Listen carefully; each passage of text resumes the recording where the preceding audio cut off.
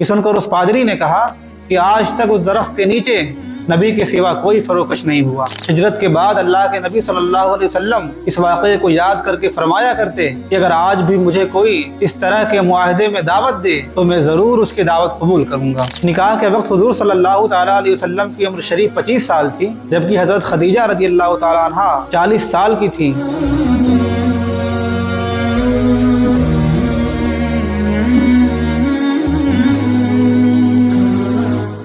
بسم اللہ الرحمن الرحیم، السلام علیکم ورحمۃ اللہ وبرکاتہ۔ محترم ناظرین، سیرت نبوی سیریز میں آپ سب کا استقبال ہے۔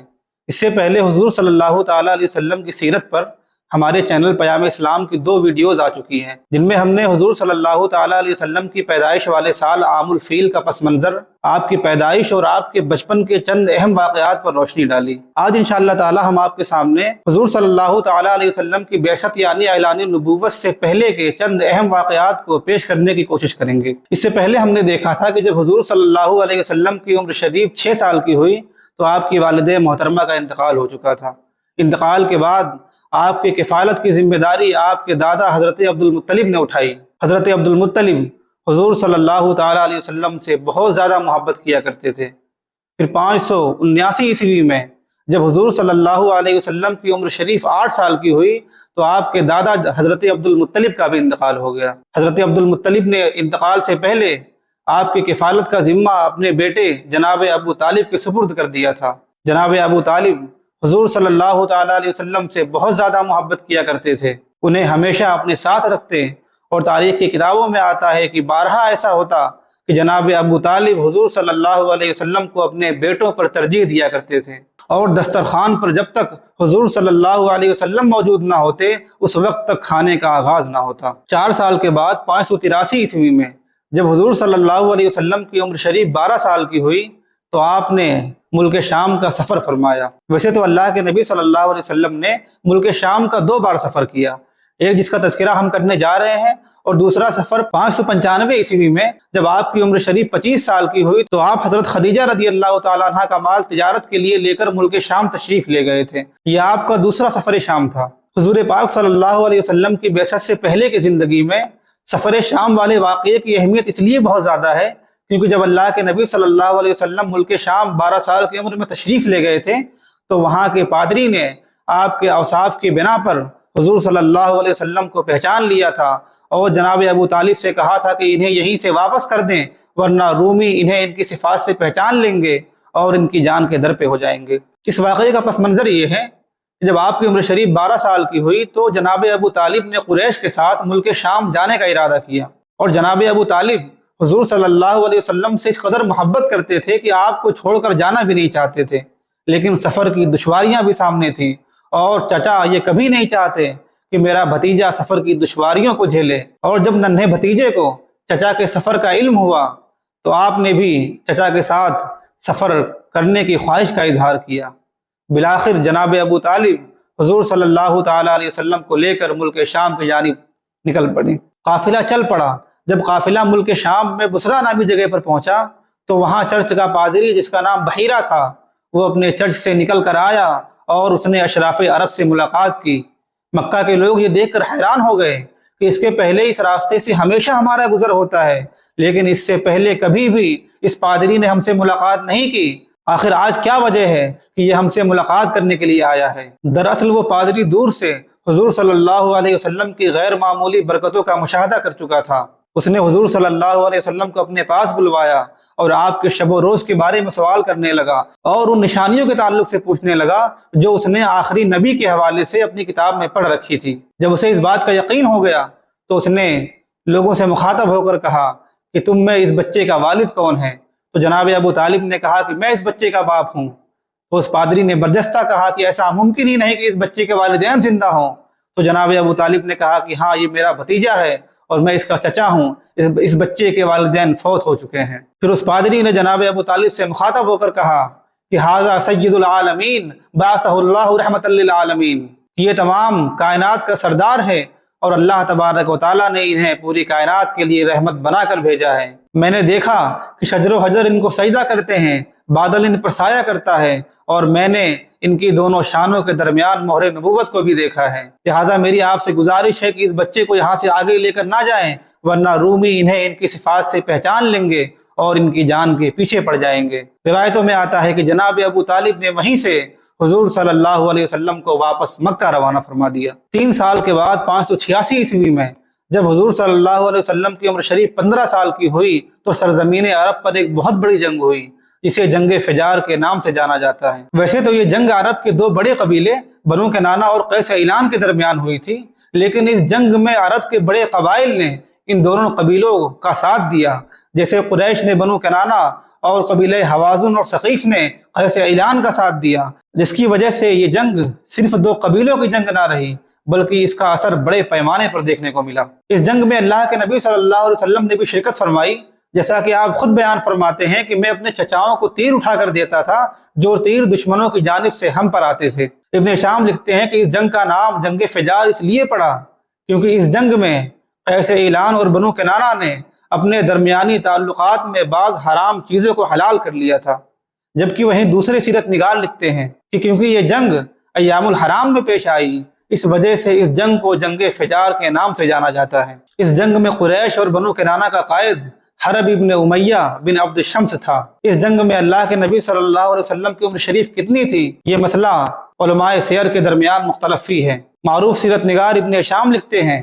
کہ جنگ فجار میں اللہ کے نبی صلی اللہ علیہ وسلم کی عمر شریف 14 یا 15 سال کی تھی، جبکہ وہیں دوسرے سیرت نگار جیسے ابن اسحاق، ابن سعد اور تبری کے ہاں اللہ کے نبی صلی اللہ علیہ وسلم کی عمر شریف جنگ فجار میں 20 سال کی تھی۔ ان دونوں اقوال میں تطبیق کی صورت یہ ہے کہ کیونکہ جنگ فجار ایک لمبے زمانے تک چلنے والی جنگ کا نام ہے، تو عین ممکن ہے کہ جب اس جنگ کا آغاز ہوا ہو تو اس وقت اللہ کے نبی صلی اللہ علیہ وسلم 15 سال کے رہے ہوں، اور جب یہ جنگ اختتام پذیر ہوئی تو اس وقت آپ کی عمر شریف 20 سال کی ہو گئی ہے۔ جنگ فجار کے اختتام کے بعد 590 عیسوی میں جب آپ کی عمر شریف 20 سال کی ہوئی تو مکہ میں ایک بڑا واقعہ پیش آیا، جسے حلف الفضول کے نام سے جانتے ہیں۔ حلف الفضول یہ ایک طرح کا الائنس آف جسٹس تھا، جس کا مقصد انصاف قائم کرنا تھا۔ حلف الفضول کے پس منظر کے تعلق سے کتابوں میں آتا ہے کہ جنگ فجار میں مسلسل لڑائیوں کی وجہ سے ملک میں ہر طرف بدامنی اور لوٹ مار سے پورے ملک کا امن و امان خراب ہو چکا تھا۔ قریش کے بعض غیور سرداران کے دلوں میں ہمیشہ اس بات کی فکر رہتی تھی کہ کیسے ملک کے امن و امان کو بہتر بنایا جائے۔ بنو ہاشم، بنو زہرہ اور بنو سعد وغیرہ قبائل قریش نے مل کر ایک تحریک شروع کی، جس کا مقصد کمزور طبقے کے لوگوں کو ان کا حق دلانا اور ہر موڑ پر ان کی مدد کرنا تھا۔ بعض سیرت نگار اس الائنس کی ایک وجہ اور بیان کرتے ہیں کہ قبیلہ زبید کا ایک شخص اپنا تجارتی مال لے کر مکہ میں آیا۔ مکہ کا ایک بڑا سردار عاص ابن وائل سہمی نے اس کا سارا مال خرید لیا، لیکن اپنی سرداری کے گھمنڈ میں اس نے پیسے نہیں دیے۔ اس نے عاص ابن وائل سے کئی بار گزارش کی، لیکن اس نے اسے پیسے دینے سے انکار کر دیے۔ پھر وہ شخص حیران و پریشان ہو کر کئی لوگوں کے پاس مدد کے لیے گیا، لیکن سب نے ڈانٹ کر اسے بھگا دیا۔ پھر ایک دن طلوع آفتاب کے وقت وہ شخص مکہ کی پہاڑی جبل ابو قبیس پر چڑھ گیا اور قریشیوں سے مدد کی گہار لگانے لگا۔ یہ سن کر زبیر ابن عبد المطلب کھڑے ہوئے اور لوگوں سے مخاطب ہوئے، کیا اس شخص کو بیار و مددگار چھوڑا جائے گا؟ پھر زبیر ابن عبد المطلب نے اس کے لیے دعوت دی۔ بنو ہاشم، بنو زہرہ اور بنو تہیم کے لوگ عبداللہ بن جدعان کے گھر میں جمع ہوئے اور سب نے ان لفظوں میں عہد و پیمان لیا کہ جب تک سمندر میں پانی کا ایک قطرہ باقی ہے اس وقت تک ہم کمزوروں کی مدد کریں گے اور ہر حال میں انہیں ان کا حق دلا کر رہیں گے۔ یہ واقعہ 590 عیسوی میں پیش آیا۔ اس وقت حضور صلی اللہ علیہ وسلم کی عمر شریف 20 سال کی تھی۔ ہجرت کے بعد اللہ کے نبی صلی اللہ علیہ وسلم اس واقعے کو یاد کر کے فرمایا کرتے کہ اگر آج بھی مجھے کوئی اس طرح کے معاہدے میں دعوت دے تو میں ضرور اس کی دعوت قبول کروں گا۔ اللہ تبارک و تعالیٰ نے حضور صلی اللہ تعالیٰ علیہ وسلم کو ہر طرح کے عیوب و نقائص سے پاک و صاف پیدا فرمایا، جس کی وجہ سے اہل مکہ آپ کو بڑی عزت کی نگاہ سے دیکھتے تھے۔ پورے عرب میں آپ کی صداقت اور امانت داری کا شہرہ ہو چکا تھا، جس کی وجہ سے آپ کو صادق یعنی سچا اور امین یعنی امانت دار جیسے القابات سے یاد کیا جاتا تھا۔ 595 عیسوی میں جب اللہ کے نبی صلی اللہ علیہ وسلم کی عمر شریف 25 سال کی ہوئی تو آپ نے شام کا دوسرا سفر فرمایا۔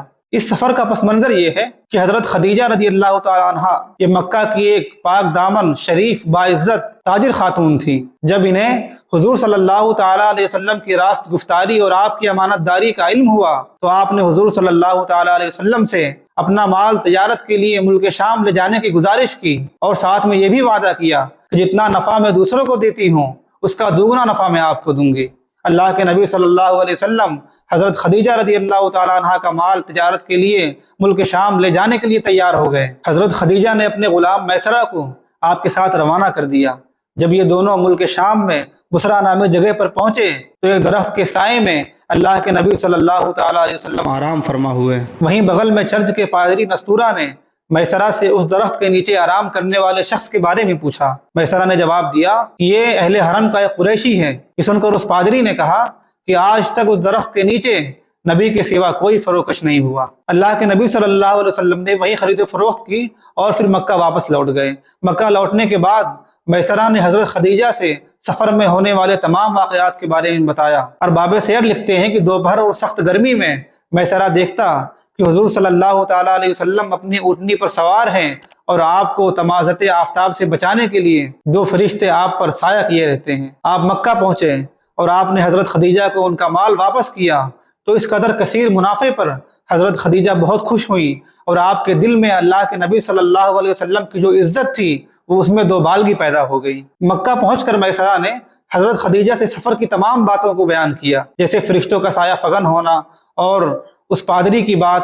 ان تمام باتوں کو سننے کے بعد حضرت خدیجہ رضی اللہ تعالی عنہا نے حضور صلی اللہ تعالی علیہ وسلم سے نکاح کرنے کا ارادہ کیا اور اپنی سہیلی نفیسہ بنت منیہ کو حضور پاک صلی اللہ علیہ وسلم کے پاس پیغام نکاح لے کر بھیجا۔ آپ نے اپنے چچاؤں سے مشورہ کیا، سب راضی ہو گئے۔ پھر حضرت خدیجہ نے پیغام بھیجا کہ آپ فلاں وقت تشریف لائیں۔